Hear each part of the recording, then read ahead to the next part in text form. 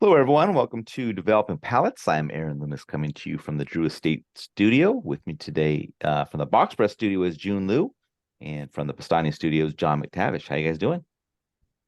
Good.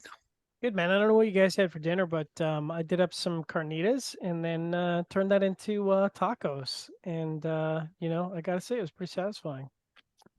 Funny you should say that about tacos, because today we are talking about the Rojas breakfast tacos, Connecticut Petit Salomon.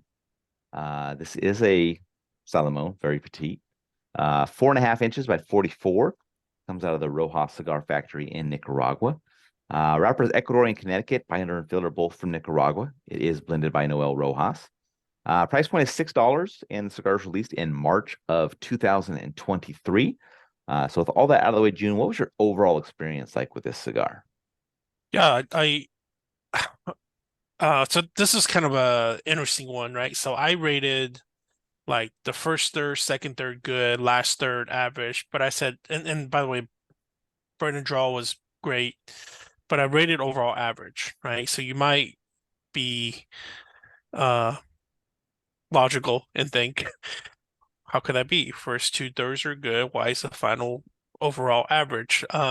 So I think about something like this, like everything within like super small like this, it's almost like a cheater cigar. You know what I mean? It's like you might as well blend all the first like every single third together and talk about it one shot, right? Yeah. Um, but in terms of what this is for, I think what this is for is obvious. Is like a quick breakfast cigar. And it's the wrapper is even fitting, right? You slap an Ecuadorian Connecticut on it, you get a lot of that softness and sweeter tones to it, which the cigar totally had.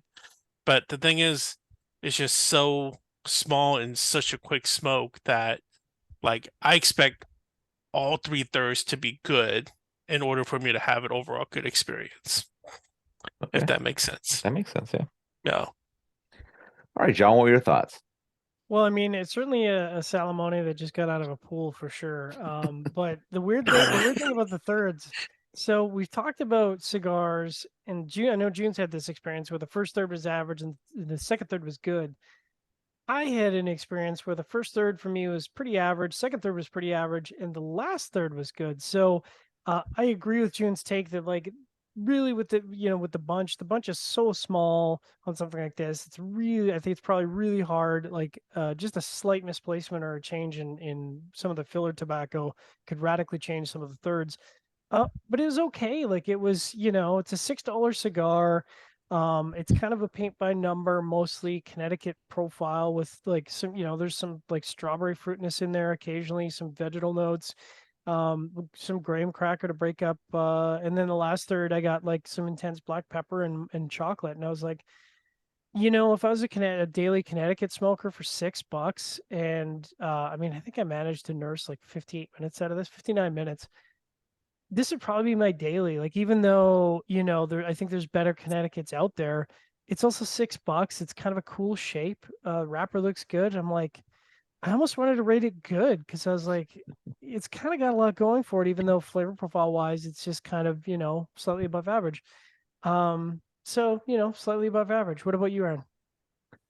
Yeah, for me, cigar started with toasted cedar and cinnamon forward baking spice. Got some mustangs to join in pretty quickly. Second, third saw the baking spice depart and some earth join in, and then final third saw some bitterness become present. Construction was absolutely perfect for me.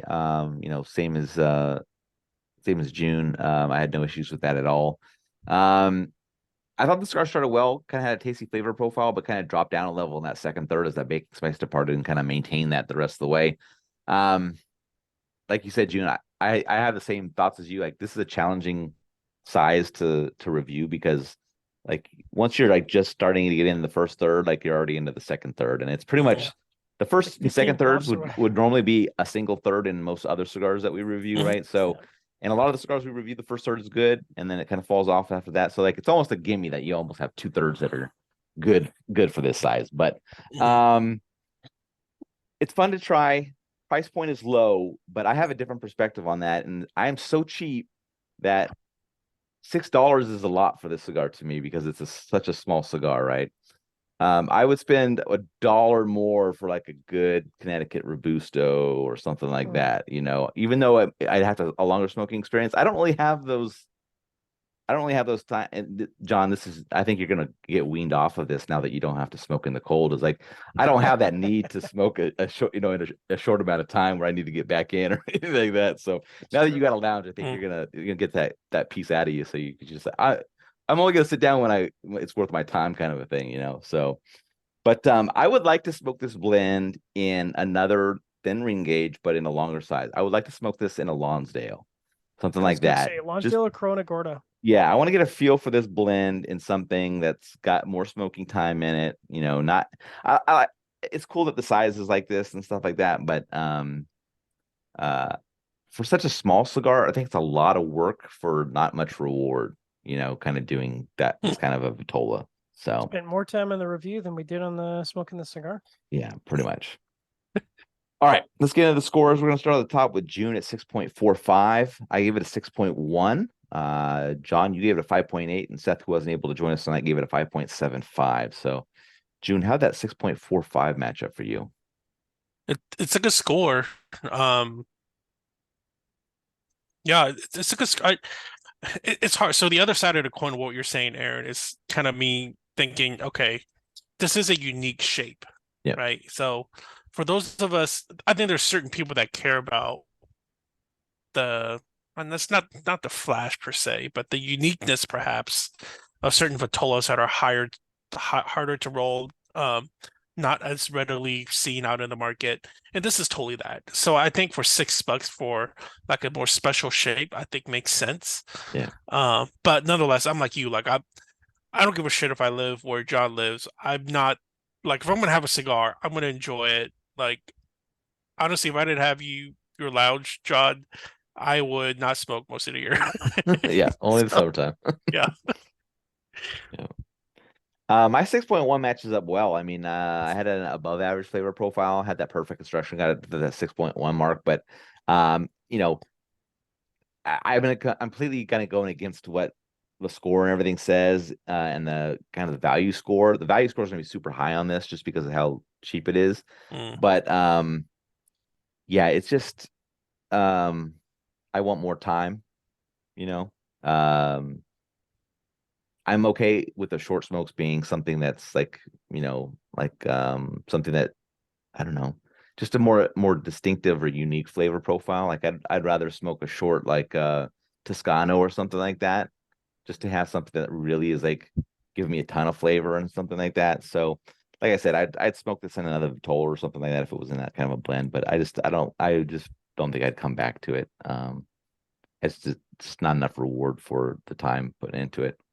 All right, John, 5.8. Yeah, it matches up well. It's slightly above average flavor profile, and I forgot to mention I had a bit of a snug draw, which on a smaller vitola like this is not actually a bad thing. It's probably a good thing because it slows the smoking time down. Didn't seem to impact the flavor profile, but I think that matches up pretty well. All right. I know we talked a lot about this already, but yeah, the final thoughts from you guys on this one.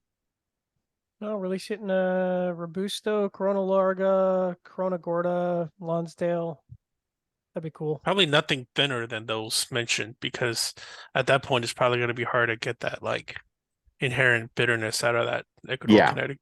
Yeah, so I didn't want to go down to like a Lancero thinness. I was like, Lonsdale's probably about as thin as I'd want to get on something like this. But yeah, for sure. And he has a Maduro and I think a Habano offering in the same Vitola, but I thought Connecticut would be the most interesting. Is it Mexican San Andre? I don't know. I'll have to look it up and see.